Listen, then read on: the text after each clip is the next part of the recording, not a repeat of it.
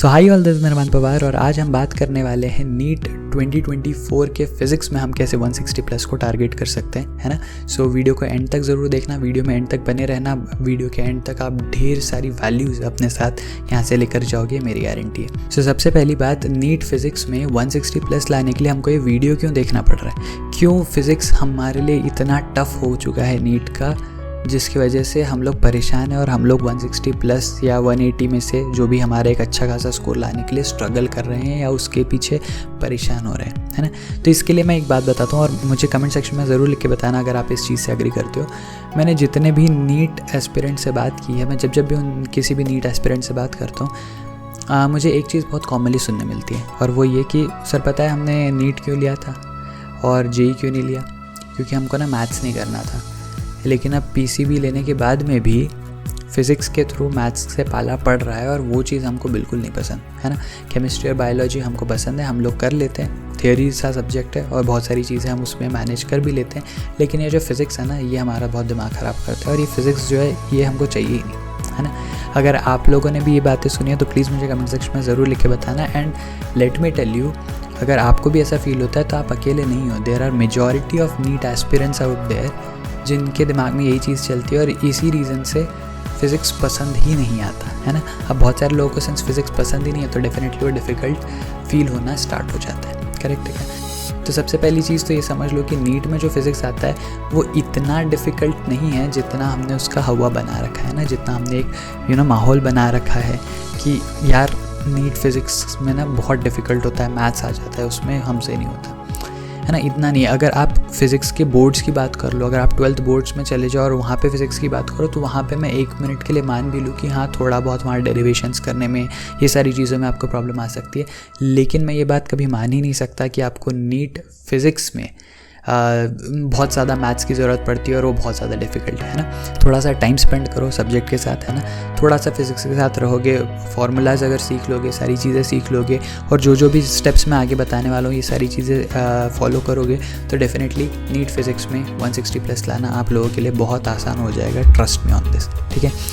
तो आज के इस वीडियो में मैं आपको कोई स्टेप बाय स्टेप गाइड नहीं देने वाला कि ये वो बेसिक 5 स्टेप्स है जो आप इसके बाद एक के बाद एक कर लो और आपको 160 प्लस मिल जाएगा ना। मैं क्या करने वाला हूँ आज की इस वीडियो में, मैं आपको बताने वाला हूँ कि रीज़न क्या है, हर एक चीज़ जो मैं आपको बोल रहा हूँ उसका रीज़न क्या है। और अगर आप रीज़न समझ लोगे तो डेफिनेटली अगर मैं यहाँ पे आपको 5 चीज़ें बताता हूँ, 5 चीज़ें आप खुद उस बारे में उस पर्सपेक्टिव से सोच सकते हो और हो सकता है वो चीज़ें आप लोगों के लिए और ज़्यादा बेटर काम करें, है ना। तो इसीलिए हर एक चीज़ के रीज़न्स को समझना, है ना, ओपन माइंडेडली इस वीडियो को वॉच करना, पूरा वीडियो एंड तक ज़रूर देखना और हर एक चीज़ के पीछे जो मैं रीज़न दे रहा हूँ उससे उसको वैलिडेट करके देखना कि क्या आपके लॉजिकल सेंस के हिसाब से whatever I am making does that make sense to you और नॉट, सही है। तो सबसे पहले शुरू करते हैं कि हमने करना क्या है, हमने क्या स्टेप्स होने चाहिए, क्या ऑर्डर होने चाहिए जिन ऑर्डर में हम ये प्रिपरेशन करने वाले हैं, है ना। तो सबसे पहली चीज़, अगर आप नीट 2024 की बात करो तो उसके लिए भी अभी हमारे पास काफ़ी सफिशिएंट सा टाइम बचा है। अगर आप नीट 2025 के एस्पिरेंट हो तब तो भैया आपके पास बहुत ज़्यादा टाइम है ना, तब तो आप ये कंप्लेन कर ही नहीं सकते कि आपके पास टाइम काफ़ी कम बचा है ना। Even if you are appearing for 2024 वाला नीट तो भी आपके पास अभी अप्रैल मई तक काफ़ी सारा टाइम अवेलेबल है और वहाँ पे आप दिसंबर जनवरी तक भी अगर अपना सिलेबस कंप्लीट करते हो तो आपके पास आखिरी 2-3 महीने जो है वो ढेर सारे मॉक टेस्ट सॉल्व करके ढेर सारी प्रिपरेशन करने के लिए बच जाता है ना, जहाँ पे आप बहुत सारा रिवीजन करोगे, जहाँ पे आप बहुत सारी प्रैक्टिस करोगे। तो स्टिल अगर आप अभी से जनवरी फरवरी तक का टाइम फ्रेम देखो, जब तक आपको सिलेबस ख़त्म करना है तो भी आपके पास आई वुड से कि बहुत सारा इनफ टाइम जो है वो अवेलेबल है, करेक्ट है क्या। तो सबसे पहली चीज़ जो आपको करना है कि जब भी आप कोई भी फिज़िक्स का लेक्चर अटेंड कर रहे हो, चाहे आप ऑफलाइन कर रहे हो, चाहे आप ऑनलाइन कर रहे हो, चाहे आप यूट्यूब से कर रहे हो, आप जहाँ कहीं से भी प्रिपेयर कर रहे हो, जब भी आप लाइव लेक्चर अटेंड करो अपने नोट्स खुद के हैंड रिटन नोट्स ज़रूर बनाना और उनको जितना डिटेल्ड बना सको उतना डिटेल्ड बनाना, है ना। उसमें जितने ज़्यादा पॉइंट्स इंक्लूडेड होंगे, जो भी इंपॉर्टेंट पॉइंट्स है वो उसमें होने ही चाहिए और वो नोट्स आपके लिए एक बहुत बड़ा वरदान साबित होने वाले हैं ना। क्योंकि जब आप एंड टाइम पे रिवीजन करोगे, जब आप चीज़ों को रिवाइज़ करोगे, ये नोट्स के थ्रू जानने के से ही आपकी सारी चीज़ें रिवाइज़ हो जानी चाहिए। आपके पास में बहुत ज़्यादा आपको इधर उधर भटकने की ज़रूरत नहीं पड़नी चाहिए ना। तो आपके नोट्स में हर एक चीज़ जो आप टीचर से सुनते हो या उसके बाद भी जब आप प्रिपरेशन करना स्टार्ट करोगे उस चैप्टर की, जब आप क्वेश्चन सॉल्विंग करोगे, जब आप प्रीवियस ईयर क्वेश्चंस करोगे, जहाँ कहीं पे भी जो भी पॉइंट मिले आपको उसी नोट्स में रखना है। और ये जो नोट्स आपके एंड में बनने वाले हैं, ये नोट्स आपके सबसे बड़े एसेट रहेंगे। सही है क्या? तो जब कभी आप लाइव लेक्चर्स अटेंड करो, चाहे ऑफलाइन में चाहे ऑनलाइन में, आपको सबसे पहला काम क्या करना है, आपको नोट्स बहुत डिटेल्ड वे में बनाने और हर एक चीज़ को उसमें इंक्लूड करना है। करेक्ट है? नेक्स्ट स्टेप पे आप क्या करोगे, जब आपके सारे लेक्चर्स एक्चुअल में अटेंड हो गए हैं, जब आपने पूरा चैप्टर कवर कर लिया है लेक्चर्स के थ्रू और अपने नोट्स बहुत ही डिटेल्ड वे में बना लिए, उसके बाद जो नेक्स्ट स्टेप आपके सामने आनी चाहिए वो होगी NCERT रीडिंग, है ना।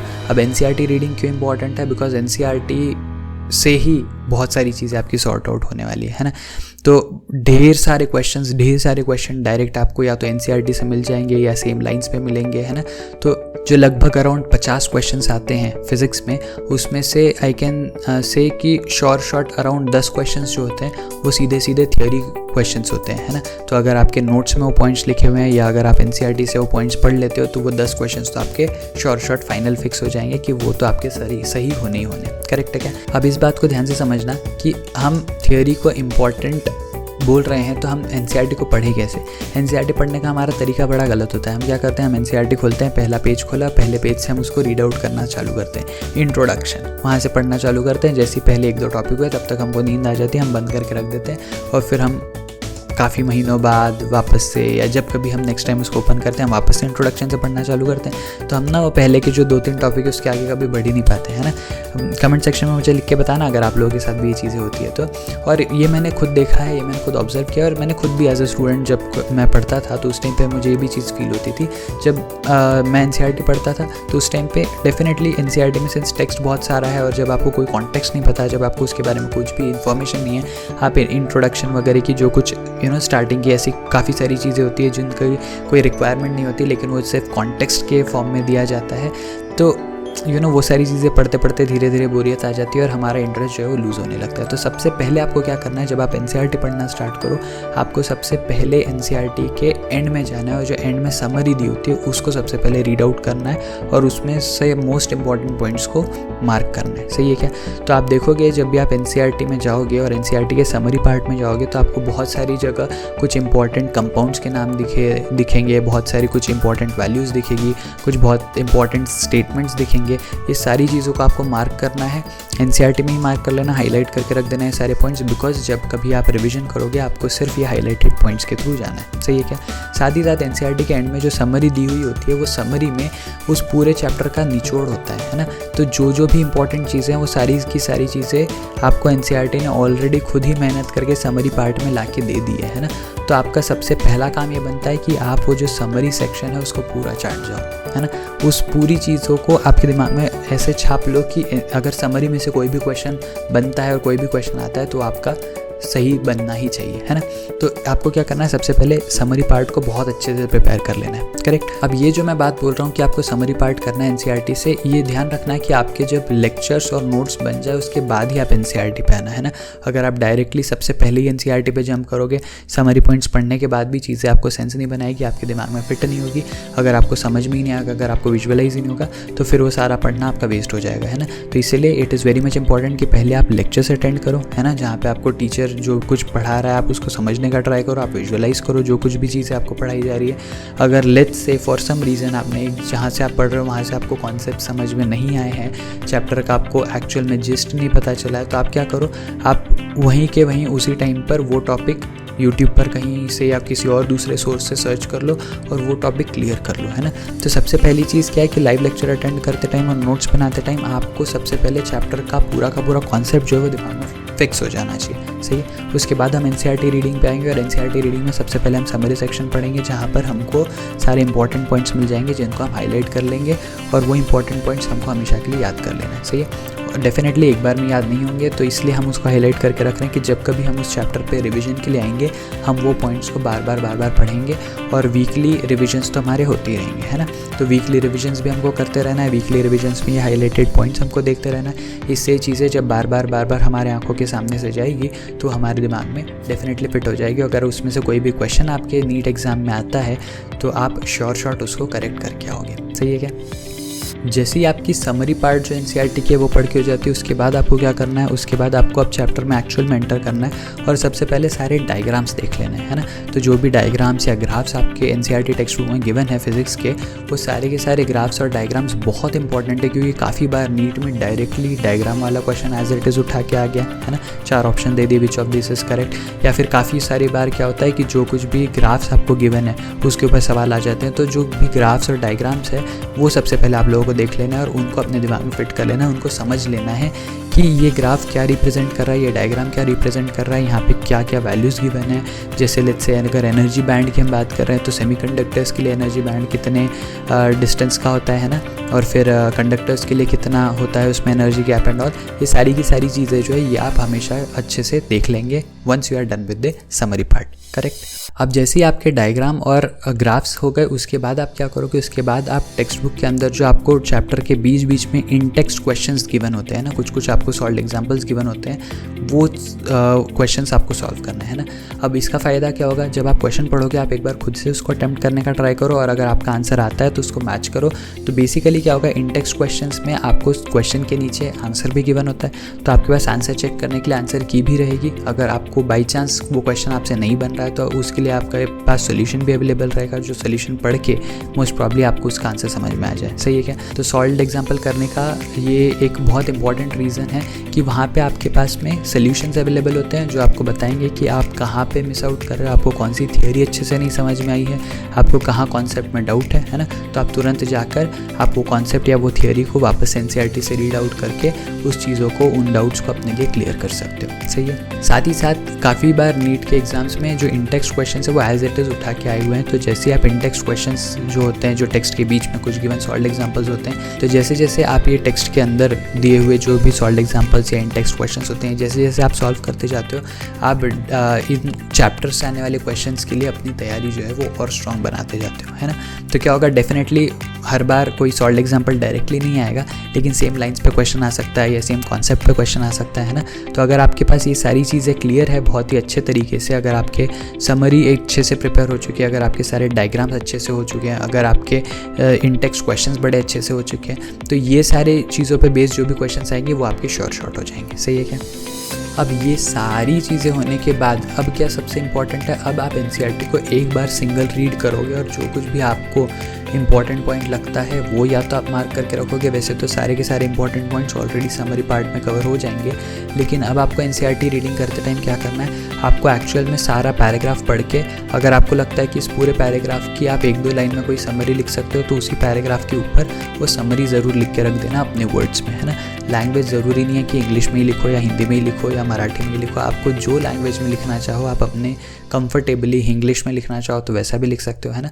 क्योंकि वो सिर्फ आपके लिए है, आपके रेफरेंसेस के लिए, है ना। तो इसलिए उसको ज़बरदस्ती कॉम्प्लिकेट करके इंग्लिश में ही लिखना ऐसा कुछ मत करना। समरी जो है साइड में अपने लैंग्वेज में अपने हाथ से लिख के रख लेना, सो दैट बाद में जब कभी आप एनसीईआरटी रीड आउट करने आओ और अगर उस टाइम आपके पास सफिशिएंट टाइम नहीं है to go through the entire NCERT, तो आप क्या कर सको, आप वो समरी पार्ट्स जो है कि अच्छा ये 2 जो पैराग्राफ्स थे इनको मैंने ये 2 लाइन में समराइज़ कर रखा था, तो ये 2 लाइन पढ़ लेने से ये 2 it is equivalent to reading these 2 paragraphs, है ना।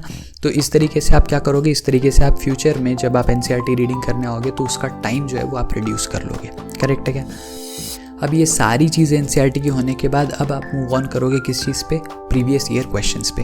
अब प्रीवियस ईयर क्वेश्चंस सॉल्व करना क्यों ज़रूरी है, ये इसलिए ज़रूरी है क्योंकि बहुत बार ढेर सारे क्वेश्चन जो है वो ऑन द सेम लाइंस जो भी कुछ प्रीवियस ईयर्स में ऑलरेडी क्वेश्चंस आ चुके हैं उसी पे बेस्ड होते हैं, या काफ़ी बार questions as it is along with options भी उठा के डाले जाते हैं, है ना। तो इसलिए it is very much important कि आप प्रीवियस ईयर क्वेश्चंस करो, है ना। तो अभी तक हमने क्या क्या कर लिया, हमने लाइव लेक्चर्स देख लिए, हमने नोट्स बना लिए, हमने एनसीईआरटी पढ़ ली, है ना। एनसीईआरटी का सारे जो भी इंपॉर्टेंट पॉइंट्स थे वो मार्क कर लिए। तो बेसिकली अब हमको चैप्टर आता है, थियोरेटिकली हमको चैप्टर आता है, और जो कि मैंने आपको स्टार्टिंग में बताया कि 50 क्वेश्चंस में से लगभग 10 क्वेश्चंस जो है वो डायरेक्ट थियोरी क्वेश्चंस होते हैं।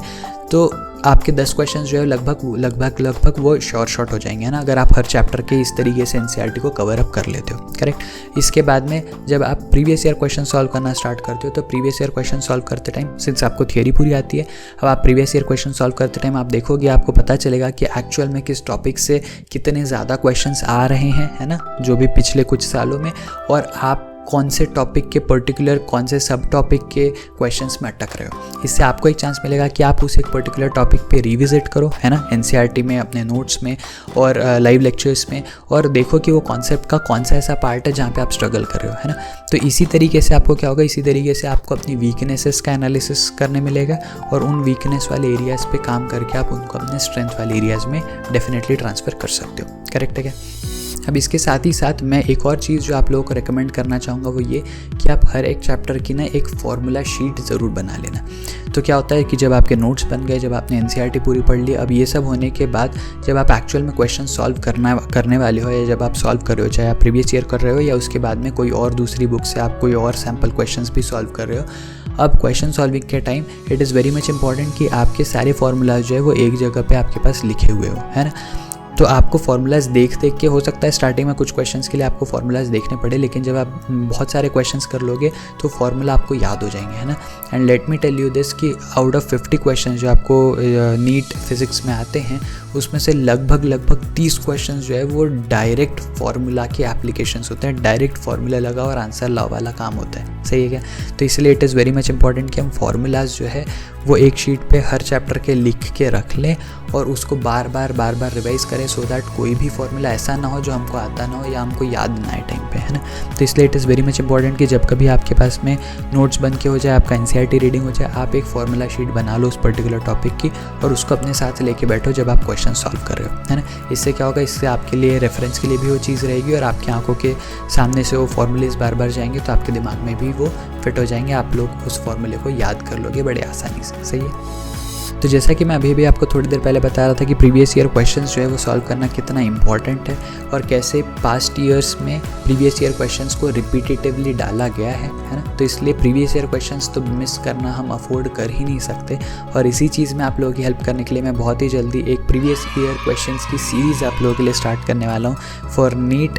तो नीट फिज़िक्स में 160 प्लस की तैयारी हम लोग करने वाले हैं साथ में, जहाँ पे हम सारे के सारे टॉपिक्स, सारा 11th सारा 12th, पूरे के पूरे जो 28 चैप्टर्स हैं हमारे पास, जो पूरे के पूरे 28 चैप्टर्स है, वो पूरे 28 चैप्टर्स के प्रीवियस ईयर क्वेश्चंस मैं आप लोगों के साथ डिस्कस करने वाला हूँ। मैं आप लोगों के साथ वीडियो के फॉर्म में आप लोगों के साथ मिल के उसको सॉल्व करने वाला हूँ। तो ये एक नई सीरीज़ बहुत जल्दी शुरू हो रही है, तो ये सीरीज़ मिस आउट नहीं करने के लिए आप लोगों को चैनल को अभी के अभी सब्सक्राइब करके रखना पड़ेगा, है ना। चैनल को अभी के अभी सब्सक्राइब कर लोगे तो जो डेली बेसिस पे मेरे इस चैनल पे वीडियोस अपलोड हो रहे हैं, आपका कोई भी वीडियो इंपॉर्टेंट वाला मिस नहीं होगा। जब कभी आप यूट्यूब पे जाओगे आपको होम पेज पे मेरा लेटेस्ट वीडियो पॉपअप हुआ दिख जाएगा और इस तरीके से आपके कोई भी इंपॉर्टेंट वीडियोस जो है वो कभी भी मिस नहीं होंगे, है ना। तो चैनल को अभी कभी सब्सक्राइब कर लेना। वीडियो अगर पसंद आ रहा है यहाँ तक तो वीडियो को लाइक भी कर देना। आगे और बहुत सारी बातें हमको करनी है तो वीडियो में एंड तक बने रहना। तो अब तक जो हमने बात कर ली 50 जो फिज़िक्स के क्वेश्चंस आने वाले हैं उसमें से 30 क्वेश्चंस लगभग डायरेक्ट फार्मूला एप्लीकेशन पे होंगे। तो हमारे पास अब फार्मूला शीट रेडी है, हमने कॉन्सेप्ट सारे देख लिए, हमने सॉल्व्ड एग्जांपल्स कर लिए हैं। तो ये 30 क्वेश्चंस कहीं ना कहीं हमारे शॉर्ट हो जाएंगे। साथ ही साथ हम एनसीईआरटी अब अच्छे से प्रिपेयर कर चुके हैं तो हमारे 10 क्वेश्चंस लगभग 10 क्वेश्चंस जो थ्योरी बेस्ड होते हैं डायरेक्टली वो भी हमारे शॉर्ट हो गए। तो यहाँ पे आप देखो कि कैसे हमारे 50 क्वेश्चंस में से लगभग 40 क्वेश्चंस ऑलमोस्ट सॉर्टेड है सिर्फ और सिर्फ इतना काम करने से जो अभी तक मैंने आपको बताया, है ना। अब इसमें देखो मैंने कहीं पे भी आपको कोई एक्स्ट्रा क्वेश्चन सॉल्व करने की बात अब तक की ही नहीं है ना। अब इम्पॉर्टेंट काम यहाँ से शुरू होता है कि अगर आप 40 से ज़्यादा क्वेश्चंस सही करना चाहते हो तो अब आप अलग अलग रेफरेंस बुक्स लोगे, अलग अलग बुक्स लोगे जहाँ से आप क्वेश्चन सॉल्व करना स्टार्ट करोगे, आपके डीपीपी सॉल्व करना स्टार्ट करोगे, है ना। आपके अलग अलग मॉड्यूल्स को सॉल्व करना स्टार्ट करोगे। जितने ज़्यादा क्वेश्चंस आप प्रैक्टिस करोगे उतना आपको आपके टाइम का और एक्यूरेसी का एक अंदाज़ा मिलेगा और साथ ही साथ आप 40 के ऊपर 40 से 45 के बीच वाला जो सफ़र है 40 से 45 क्वेश्चंस को सही करने वाला जो सफ़र है वो आप इस तरीके से कवर कर सकते हो by practising some more questions from different sources, है ना। अब क्वेश्चन सॉल्विंग बहुत रिगरस होनी चाहिए। तो कॉन्सेप्ट्स डेफिनेटली इंपॉर्टेंट है, लेकिन फॉर्मूलेज उससे ज़्यादा इंपॉर्टेंट है और क्वेश्चन सॉल्विंग उससे भी ज़्यादा इंपॉर्टेंट है ना।